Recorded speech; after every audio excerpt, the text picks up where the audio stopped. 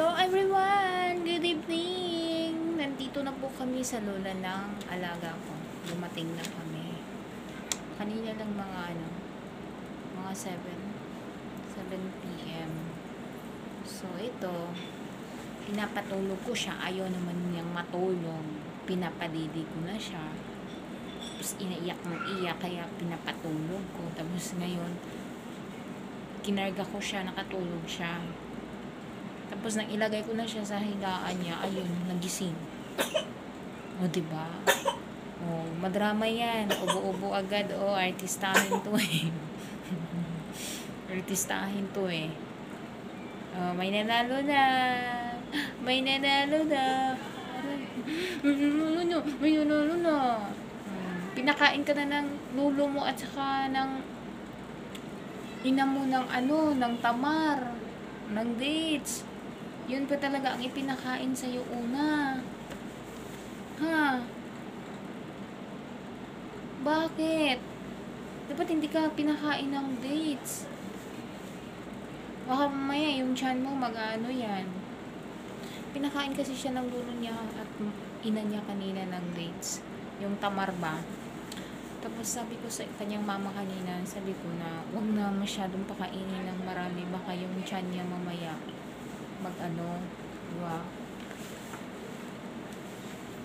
Kasi hindi pa to siya pinapakain. Kasi sabi ko 6 months na lang pakainin siya. Tapos ayun, pinakain nila ng tamar at saka pinakain ng tamar ng lulo niya. Yung lulo kasi niya yung unang nagpakain. Tapos gaya-gaya yung ina niya. Kaya sinabihan ko siya na huwag nang pakainin ng marami.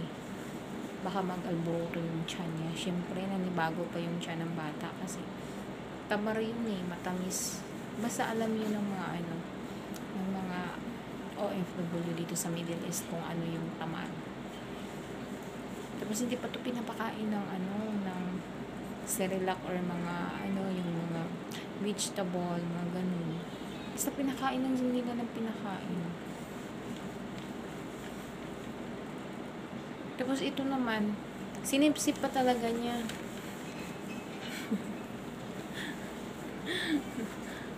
Ay, nako, ewan na lang talaga, oh. O, diba po pa? Nasarapan ka rin, no? Ha, nasarapan ka ng tamar. Ha. So, ayan. Maglalaro muna kami. Tapos, inumin ko ulit siya ng gatas niya. Tapos, papatulogin ko na siya kasi malapit na yung time ko. 9 p.m. ang rest ko. Magre-rest ako ng 9 p.m. So, kailangan painumin ko na to siya padidiin ko na siya. So, ayan guys. Thank you. Thank you. Say thank you. Shukran. Shukran everyone.